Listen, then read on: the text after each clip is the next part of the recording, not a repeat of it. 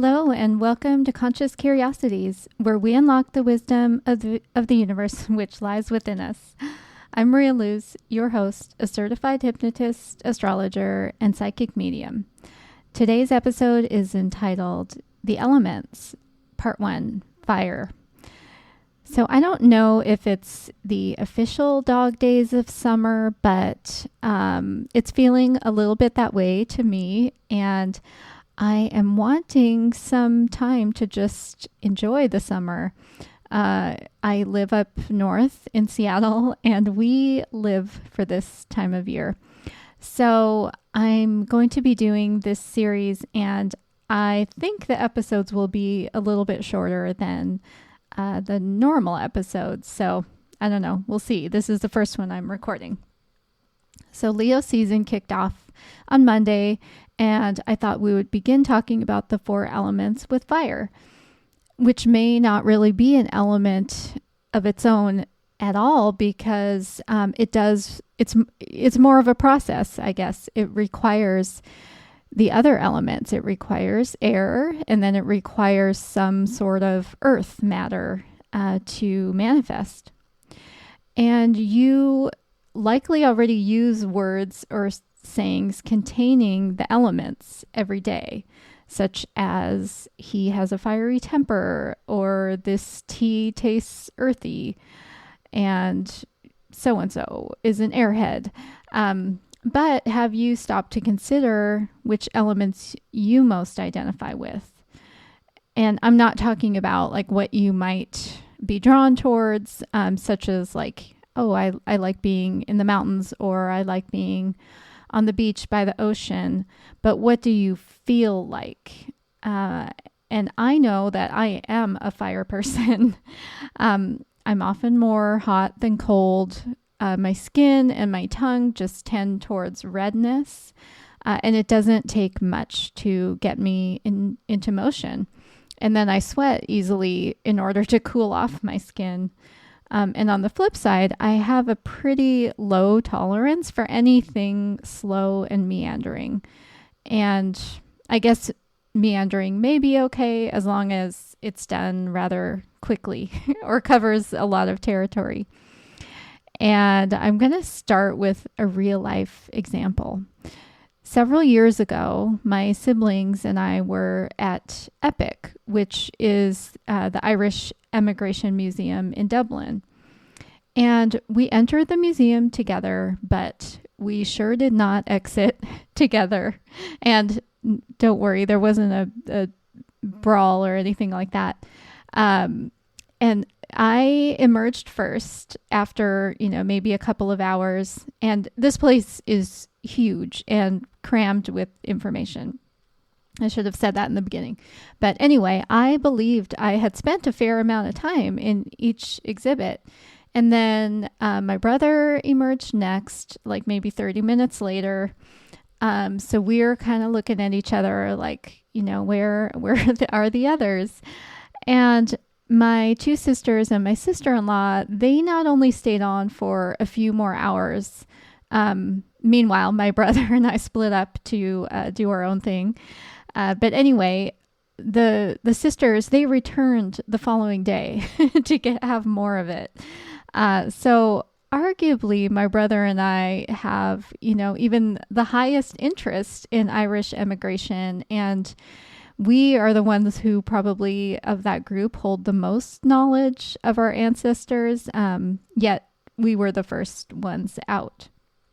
So I chalk it up more to our astrological elemental makeup. And just by our sun signs alone, the amount of time we spent in there makes a lot of sense to me. So I burned right through, and I'm a Leo sun, which is fire. My brother made steady progress. He's a Capricorn, which is an earth sign. And then my sister-in-law, who is a Scorpio, and my sisters, who are twins, and they're Pisces, they meandered as water tends to do without any propulsion. And as we are missing air in that group, I will just say that air can go either way, like maybe wishing to see everything with equal time or going deep on 1 or 2 topics and that period of time on those one or two topics or those multiple things can be extremely short or long. And it may intuitively make sense to you, but we will cover the different attributes today if it doesn't. And I wanted to begin with that story before we go academic, just to demonstrate that you already have a sense of these things. And also, I haven't mentioned it, I don't think, in my podcast, but there's another component of signs called modality. And that also plays a role in these energies. And I will cover those modalities, which are cardinal, mutable, and fixed, in another episode. But you may have heard me mention those modalities when I'm talking about an individual sign. Anyway, back to the elements. So they have been used by all of the traditions across history, as far as I am aware, to describe organic forms and energy, both seen and unseen. And in astrology, the 12 signs of the zodiac fall into one of the following designations. And note, these are from that workbook that I find really useful for beginning astrology. It's called Astrology for Yourself by Block and George. So they say fire is the identity principle, earth is the material substance principle, air is the mental principle, water is the feeling principle. And remember, we are all 12 signs of the zodiac. I know I say that again and again because our birth chart contains all 12. However, the placement of planets and signs at the key cusps will determine to what extent we feel them in our bodies and experience them in our lives. And over the course of this series of 4 installments, we will delve into the signs associated with each element. So, starting with fire, what does that mean when Block and George say that fire is the identity principle? And first, we may need to back up a bit to what came before identity, which is a primal urge. And I think it's helpful to think of the solar plexus, also known as the third chakra. This is perhaps that gut feeling you have that's meant to drive you to take action. And why we say someone is fired up when they start gesticulating or turning red in the face to make a point they feel passionately about. In fact, passion, that drive to create life, is very much associated with Mars. And Mars rules Aries, which is the first sign of the zodiac. So thinking about Aries, the first of our fire signs, the sentence, "don't get eaten," popped into my head just now. It is about survival. And in order to survive, not be eaten, we better get a move on. So Aries wouldn't pause and strategize about whether hiding is a better strategy. It just comes forth already lit up. And just ask anyone with Aries in their big 3, so the sun, moon, or rising sign, and they have likely experienced having ants in the pants as a kid, or acting impulsively even more so than their friends as a teenager, and maybe having a competitive streak, or just maybe burning out with adrenal fatigue as an adult. And Aries is associated with the first house, which is most often associated with the self in its physical and intrinsic form. And the key phrase that you often see is "I am." And I also think about when it's springtime and that first bud of a plant coming out, it just has no idea where it is or what it is, but it knows it has to burst out of the soil. And look to which house in your birth chart you have Aries. And it's in that area of life where you may be presented more often than not with a sense of urgency to spring into action. So in addition to Mars, the solar plexus is associated with the sun, which leads to the next fire sign, Leo, which the sun rules. And with Leo, think regal. Like there's an entitlement that comes with royalty. And with Leo, it's more of an entitlement to love that comes with being just heart-centered. And Leo understands that their entitlement comes with an obligation to be a benefactor to those that they lead.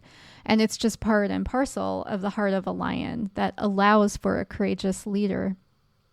Leo and the sun are associated with the fifth house, which is most often associated with creative self-expression, romance, and children. And at first glance, those things don't automatically sync to the courageous leader archetype. But as I was thinking about it, the best leaders really, they have a flair that's all their own, and they're inspiring in a way that only they can be. And they're maybe childlike in the sense that they expect love and appreciation from people around them. And in order to be that responsible leader that Leo strives to be, we must first learn self-leadership and self-sovereignty. And there's that saying, lazy as a lion, for a reason, I think, because if we spend too much time in apathy and, when we haven't really found what lights us up, that could be like that lazy phase. And I can tell you as a Leo sun, it does not feel good to be in that space where you're maybe just going through the motions. And again, that's that lack of self-leadership, or you're just following someone else. And that would be that lack of self-sovereignty. So where you have Leo in your chart, just be aware of those feelings coming up. And then for a third sign, I'd like you to imagine an archer who is blindfolded, and as she is preparing to release the arrow, someone lights the tip of the arrow on fire and spins the archer around in circles, and then the arrow is released in a random direction. And where it hits, the fire spreads rapidly, and wherever the terrain takes it. And this is Sagittarius, the final sign of the fire element. And Sagittarius is ruled by the planet Jupiter, which is about expansiveness, determining, how a populace will join under a philosophy. It's also travel abroad and higher learning. And all of that sounds pretty great, right? Well, as astrologer Stephen Forrest puts it in the Book of Fire, The Life Givers, he says, it's complicated. Jupiter represents the impulse to look at life and say yes. So under Sagittarius's influence, decisions made without context can become like that wildfire set by the arrow. More always sounds better. However, as with Aries, more activity can simply lead to burnout. And as with Leo, more consumption or maybe more too much attention or adoration, I guess, can make you get stuck in that boredom or apathetic phase and just do anything. And just kind of stuck in that, sorry, doggy barking, can have you stuck in that kind of ringed in fire state. However, the beautiful fire that I see within Sagittarius is hope and a certain innocence that everyone is equally good. And I remember one of my evolutionary astrology teachers, she was speaking about Sandy Hook Elementary School. And you likely remember that was December 2012, and 26 people were murdered, including 20 children. And I can't remember even how this came up, but she just kind of exclaimed, and these children were all Pluto and Sag.